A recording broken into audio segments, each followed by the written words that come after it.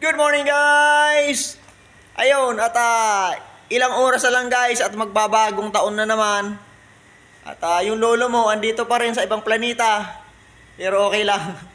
Ayun, sa mga nagpiprepare dyan guys ng pagkain. Palalamog nyo naman kahit konti lang. Charot. Ayun guys, mag-ingat kayo sa pagpapaputok.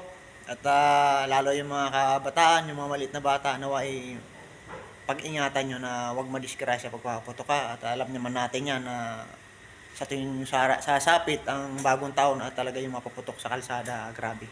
So ingat-ingat yung mga anak nyo, ingatan nyo lagi. At ayun, masaganang bagong taon sa inyong lahat. Nawa ay yumaman na kayo ngayong darating na 2026. Isama nyo naman ako guys sa pagyaman nyo. Charot. Ayun, sana maging okay ng lahat. Nawa ay papayapa na maidaos itong darating na bagong taon. Mana New Year. Yun, ingat-ingat guys. Ayun, love you all. Mwah!